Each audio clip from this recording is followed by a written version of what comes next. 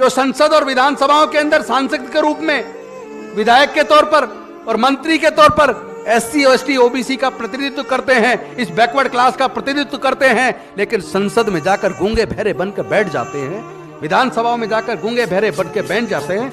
कैसे लोगों को समाज का नेतृत्व करना चाहिए, कोई हक है उन्हें? एससी एसटी ओबीसी के 300 से ज्यादा सांसद होने के बावजूद जातिगत जनगणना नहीं करा पा रहे। शर्म की बात है।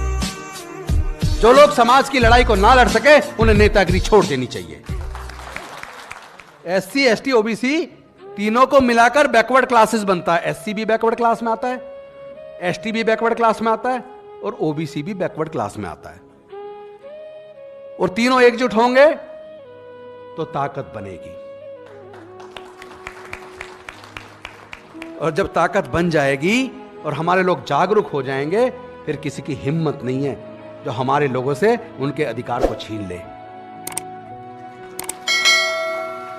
जो सरकारें सरकारी खर्चे पर देश के बच्चों को सरकारी खर्चे पर पढ़ा ना सके, जो सरकारें हमारे बच्चों की पढ़ाई का खर्चा ना उठा सके, जो सरकारें हमारे लोगों के इलाज का खर्चा ना उठा सके, ऐसी सरकारों को सत्ता में बने रहने का कोई हक नहीं है। अब अपने समाज को तैयार करना पड़ेगा। इन्होंने इनडायरेक्ट तरीके से धीरे धीरे एक तरफ हमारे लोगों से महंगी करके शिक्षा को छीन लिया और दूसरी तरफ सरकारी संस्थानों को धीरे धीरे बेच दिया, प्राइवेटाइज कर दिया। और जो भी सरकारी संस्थान बिक गया, चाहे वो बैंक हो, चाहे वो पेट्रोलियम कंपनियां हो, चाहे वो गैस कंपनियां हो, चाहे वो एयर इंडिया हो, चाहे वो रेलवेज हो, जो चीज बिक जाएगी वहां एससी एसटी ओबीसी का रिजर्वेशन खत्म हो जाएगा। और वो इन्होंने कर दिया। फिफ्थ पे कमीशन में, क्योंकि एससी एसटी ओबीसी के ज्यादातर लोग फोर्थ क्लास में आया करते थे, लेकिन फिफ्थ पे कमीशन में केंद्र की सरकार ने फोर्थ क्लास एम्प्लॉयमेंट को पूरी तरह बैन करके ठेके पे दे दिया, आउटसोर्स कर दिया। ठेकेदारी प्रथा लागू करके हमारे लोगों के फोर्थ क्लास के जॉब को भी छीन लिया। तो क्या इस साजिश को आप कभी समझेंगे या नहीं समझेंगे? क्या हमारे इन नेताओं को मिलकर समाज के अंदर जाके इस तरह के षड्यंत्र को बताना नहीं चाहिए? क्या मैं बस इस बात से खुश हो जाऊं कि मैं मंत्री हूं? क्या मेरी समाज के प्रति कोई जिम्मेदारी नहीं है? क्या मैं बहुजन समाज के लोगों को, मूल निवासियों को, बैकवर्ड क्लास के लोगों को जागरूक करके उनके हक अधिकार के बारे में ना बताऊं?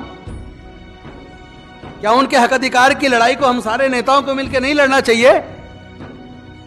जो लोग समाज की लड़ाई को ना लड़ सके उन्हें नेतागिरी छोड़ देनी चाहिए। जो लोग समाज का नेतृत्व कर रहे हैं, जो संसद और विधानसभाओं के अंदर सांसद के रूप में, विधायक के तौर पर और मंत्री के तौर पर एससी एसटी ओबीसी का प्रतिनिधित्व करते हैं, इस बैकवर्ड क्लास का प्रतिनिधित्व करते हैं, लेकिन संसद में जाकर गूंगे बहरे बनकर बैठ जाते हैं, विधानसभाओं में जाकर गूंगे बहरे बनकर बैठ जाते हैं। कैसे लोगों को समाज का नेतृत्व करना चाहिए, कोई हक है उन्हें? तो इस लड़ाई को कौन लड़ेगा? इस लड़ाई को लड़ने के लिए आप तैयार हो जाओ।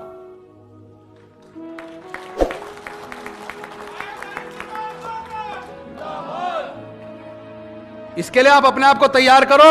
अगर आपके अंदर दम है, ऐसे लोगों को बाहर निकाल रास्ता दिखाओ और आप जाके नेतृत्व करो।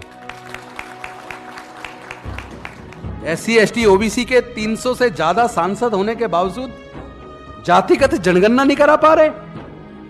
शर्म की बात है ये। इस लड़ाई को हम और आप सब मिलकर लड़ेंगे।